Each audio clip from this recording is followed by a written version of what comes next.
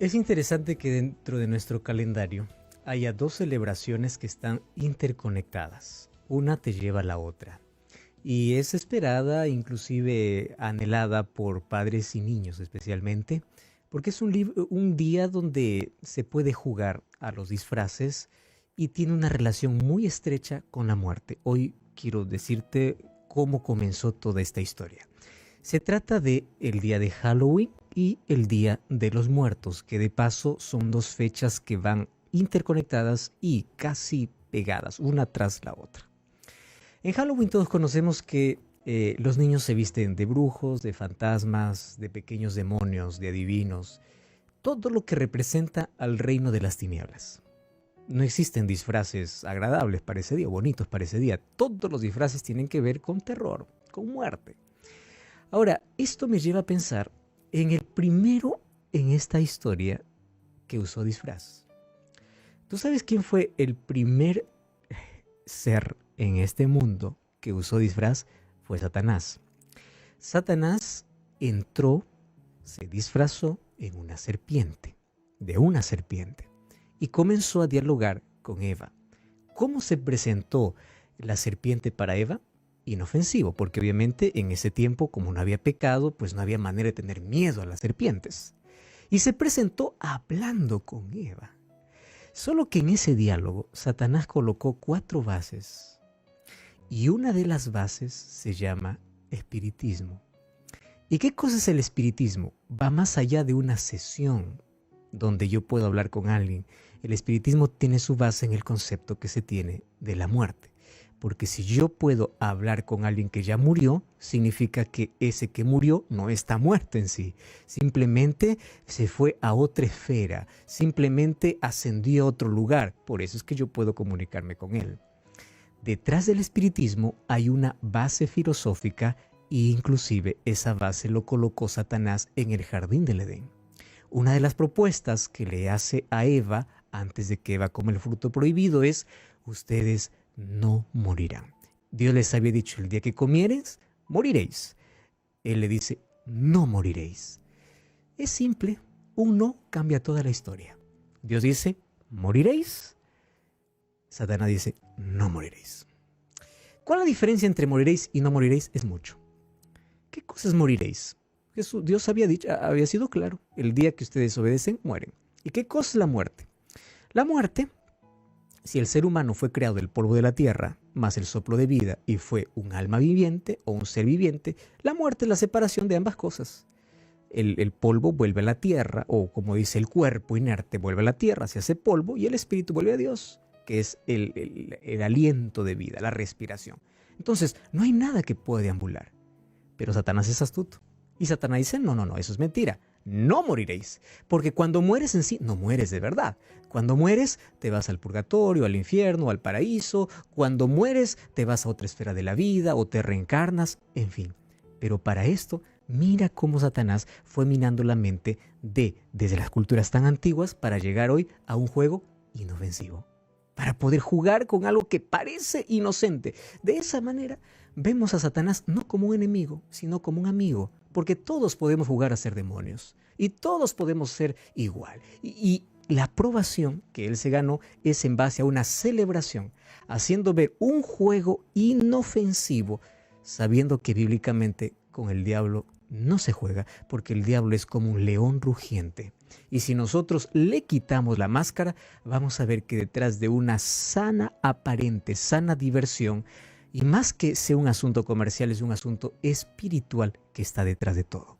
En ese día hay calabazas prendidas, son símbolos de demonios vigilantes, y ustedes ya han visto que dentro de la calabaza incluso se coloca allí un fuego o algo que puede iluminar, y eso representa, según la cultura celta, pues a un demonio llamado Joc, que nosotros ya se traduce como Jack, que está dentro de la calabaza, y ese Jack puede guiar a las personas. Es un espíritu de demonio que guía a las personas, imagínate. Y a veces las personas hoy celebran y hacen todo eso sin saber qué realmente significa todo esto. ¿Dónde comenzó? Esto fue muy antiguo. El asunto de esta celebración se remonta pues a los sacerdotes druistas, que son de las tribus celtas. Y estos eran los que celebraban de esta manera. Una vez al año, cuando concluía su calendario, ellos creían que los malos espíritus salían de la tierra para poder pasar la última noche del año en sus hogares. Al hablar de malos espíritus, se está hablando de malos y buenos espíritus. ¿Y quiénes eran esos malos y buenos espíritus? Eran las almas de los difuntos. Entonces, el último día del año salían de sus tumbas para reencontrarse con sus seres queridos. ¿Y qué cosas hacían ellos para poder confundirlos? Se disfrazaban. Entonces nadie sabía si es un espíritu o es una persona viva. Entonces ahí se mezclaban entre personas y supuestamente almas que salían para el reencuentro. Y de allí comienza a celebrarse Halloween, que en sí era un culto a un dios llamado Shamaín. Y Shamaín pues era el señor de la muerte. Ahora, en ese día ya mencionamos que se usaban disfraces para confundir a los demonios. Pero detrás de esto había un asunto interesante. En ese día todos tenían la oportunidad de poder comunicarse con quien querían y aquel que ya murió. Esa era una noche de adivinación, era una noche de espíritus, era una noche de comunicación con los muertos. Entonces, el propósito de este día no es entretener. El propósito de este día es celebrar. ¿Pero qué cosa celebras? El espiritismo. Y el espiritismo se basa en la idea de que uno que murió no está muerto. Está vivo, está en algún lugar y puede comunicarse. ¿Cuál es el peligro? Cuando se les enseña a los niños inclusive a jugar con la oscuridad, con esqueletos, con máscara, con sangre, con brujería, en la medida que crecen, ellos se están metiendo en un terreno diabólico que desde niños se les abrió la puerta para tener prácticas ocultistas inofensivas. Y el ser humano va perdiendo la noción entre el mundo real y el mundo espiritual, especialmente aquí estamos hablando diabólico, la diferencia entre lo bueno y lo malo. Ya se pierde la línea, entonces comunicarse o entrar en el terreno del espiritismo es algo normal. La Biblia condena completamente esta práctica, tanto así que Deuteronomio capítulo 18, versículos 9 al 14, esto lo llama abominación. Un último detalle, porque ahí ahora voy al asunto de la muerte, y es que los satanistas pues celebran la noche de Halloween como un día santo, ya que dentro de su calendario, en este día ellos pueden ofrecer sacrificios humanos y animales a los demonios, justamente en este mismo día. Ahora, ¿qué cosa es lo triste? ¿Cómo tradiciones fueron absorbidas por el cristianismo? Nosotros llegamos al tiempo donde el Papa Gregorio IV tomó esa fiesta de Halloween como la víspera de Todos los Santos, colocándolo como una práctica común. ¿Y de qué se trata el Día de Todos los Santos? ¿A quiénes se les llamaba santos? Pues a todos los que habían muerto. Entonces, en ese día, esta tradición se convirtió ya en algo inclusive cultural, porque las personas en este 1 o 2 de noviembre van para los cementerios y van para poder llevar flores, aquellos que nunca llevaron en vida los llevan en muerte, van para comer con los difuntos o van para colocar alimentos que le gustaba a la persona que ya falleció. Esto no viene de recién, ya los egipcios lo practicaban y ya los faraones se enterraban con todo, incluyendo comida, porque el viaje era largo. Y si te das cuenta, eso no tiene ninguna base bíblica. Todo eso tiene una base pagana. Pero ¿qué cosa es lo que podemos hacer cuando cada vez aparecen nuevas apariciones de personas diciendo, yo morí y yo fui? Y yo fui, pasé por un túnel, y yo pasé por una luz, y yo sentí amor, y yo fui al paraíso, y yo vi el infierno, y ya hay tantas historias y libros que se han escrito de personas que han pasado por esta experiencia. En primer lugar, la experiencia de estas personas no es la experiencia de muerte, porque de la muerte solamente viene la resurrección. Nadie puede volver a vivir a menos que no haya una resurrección, y es un acto sobrenatural. Esa experiencia se llama, ojo, no te estoy diciendo esto religiosamente. Esta experiencia se llama científicamente experiencia de casi muerte, pero no muerte. Y es interesante porque hoy tenemos varias personas que estudian ese asunto. trayendo solamente como ejemplo el doctor Jacques Provenza. Él tiene un doctorado en ciencias de la religión y obviamente él estudia el asunto neurológico, lo que sucede con el cerebro de una persona que está muriendo y de aquellas personas que dicen haber muerto y haber vuelto de la muerte. Y él en su estudio llegó a una conclusión impresionante que tú lo puedes buscar y esto realmente es extraordinario. Sucede que la persona, o es impresionante, cuando nuestros signos vitales y cuando nuestro cuerpo comienza a paralizarse porque está muriendo, ocurren algunas experiencias inexplicables. Una de ellas, por ejemplo, es la alteración química del sistema nervioso central que se altera. Y cuando se altera esta química dentro de nuestro sistema nervioso, ocurren ciertas alucinaciones y esas alucinaciones van inclusive a venir en base a tus creencias que has tenido. Mira cómo el cerebro, tú ya sabes que el cerebro puede fabricar imágenes que no existen. El cerebro por el miedo puede ver lo que no existe. El cerebro puede fabricar imágenes. Pero ojo, cuando hay una alteración en nuestro sistema nervioso central, aparecen alucinaciones e ilusiones. Entonces, el doctor Provenza dice así, más o menos ocurre lo mismo como cuando una persona está en éxtasis o en droga. El cerebro comienza a alucinar y comienza a crear imágenes. Cuando existe esta alteración en aquellos que pasaron por la experiencia de casi muerte, entonces ellos dicen así, yo sentí que salí del cuerpo. ¿Entiendes? Yo sentí que salí, yo vi mi cuerpo allí y yo pasé por un túnel y pasé por un lugar oscuro y pasé por un lugar brillante y me sentí en un lugar espiritual y había mucha paz y vi esto. ¿Qué cosa fue eso? Alteración del sistema nervioso central. Ahora, si eso está comprobado ya por el lado de la ciencia, nosotros tenemos un solo camino para poder creer lo que la Biblia dice. Yo te voy a dar algunos textos bíblicos que esto obviamente te va a llevar a profundizar primero tu creencia sobre este asunto. Job capítulo 7, versículo 9 y versículo 10. Dice así, Job 7, 9 y 10. Dice así la Biblia. Quiero que prestes aquí toda la atención. Como la nube se desvanece y se va, así el que desciende al Seol no subirá. ¿Qué cosa es Seol? Seol es sepultura, ¿correcto? Lo voy a leer de nuevo, pero en lugar de Seol lo voy a colocar sepultura. Como la nube se desvanece y se va, la nube cuando se desvanece no vuelve. Se formará otra nube, pero no la misma nube que se desvaneció. Así el que desciende a la sepultura no subirá. ¡Wow! Versículo 10. No volverá más a su casa, ni su lugar le conocerá más. Obviamente. O sea, una persona que murió, primero vamos a derribar todas las sesiones espiritistas. No es que yo puedo escuchar su voz, yo me comunico con él. No, pastor, es que yo lo vi. Préstame atención. Satanás, según el libro de 2 Corintios, se disfraza como ángel de luz. En el libro de Samuel encontramos la primera sesión espiritista dado por una mujer pitonisa de Endor para el rey Saúl, que un día fue para hablar con Samuel que ya había muerto.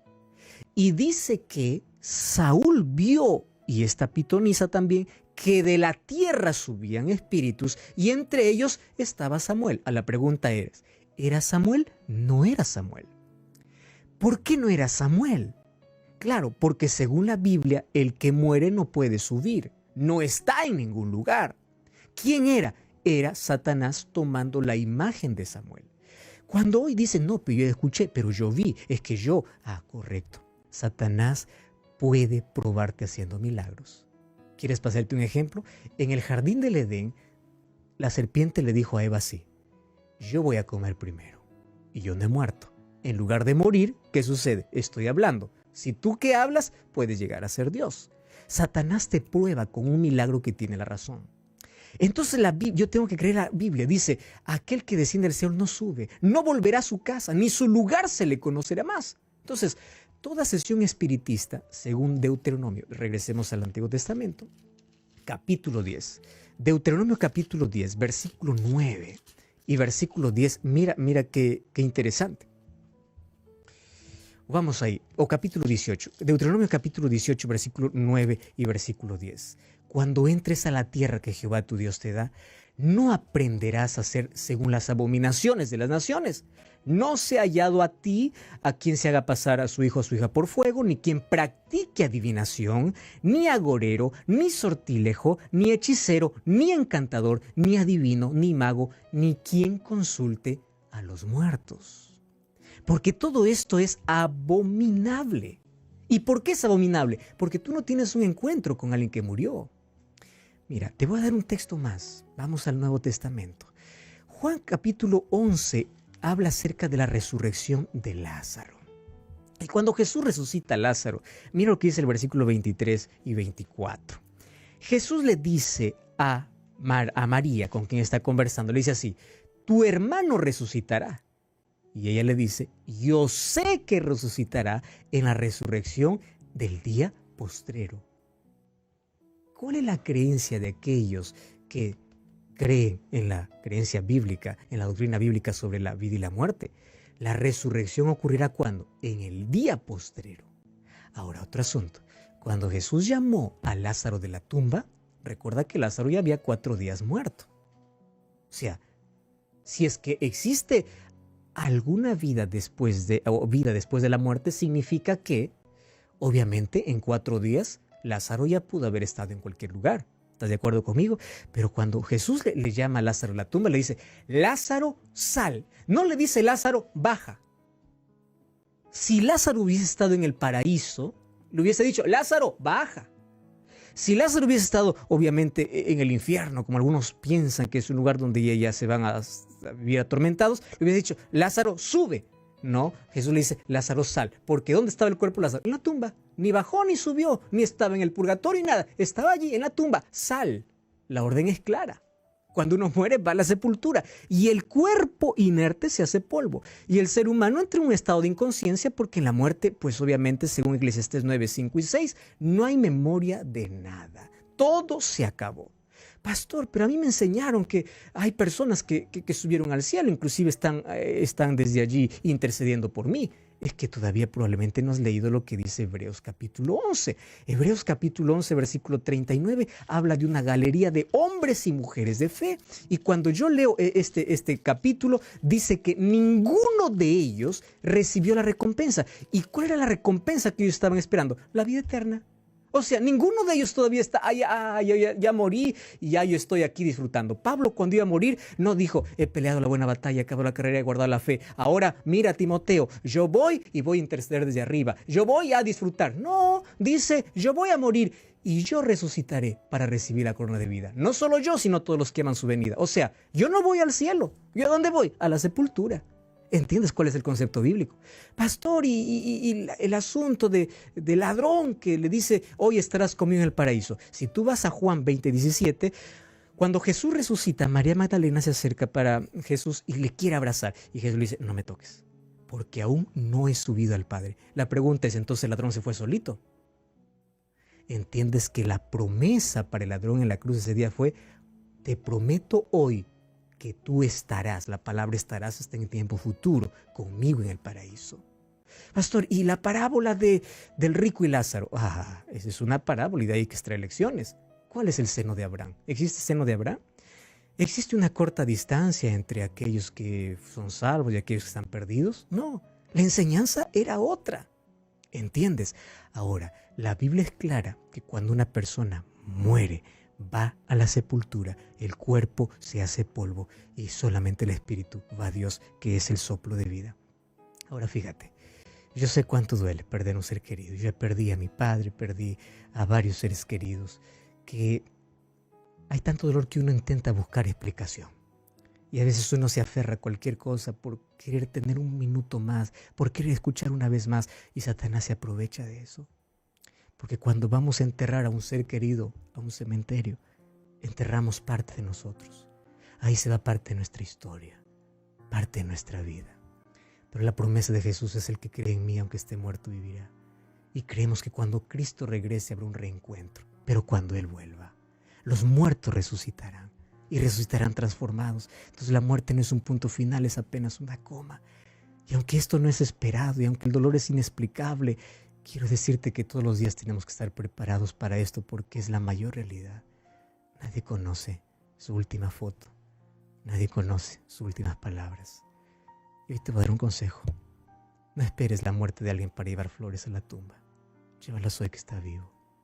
No esperes decir te amo a alguien que está muriendo. Dilo hoy. La muerte no es una tragedia. ¿Sabes qué es una tragedia? Vivir sin Cristo y morir sin esperanza. Por eso vamos a entregar la vida a Jesús y vamos a confiar en sus promesas. Gracias, Señor, por tu palabra. Gracias por darnos la seguridad de que nuestros seres queridos están descansando hasta el día de tu regreso. Y ayúdanos a prepararnos cada día, primero demostrando amor a quienes amamos en vida. En segundo lugar, a preparar nuestra vida, aunque es corta y suficiente para decidir por la eternidad. Consuela a aquellos que están muy afligidos. Danos paz en el nombre de Jesús.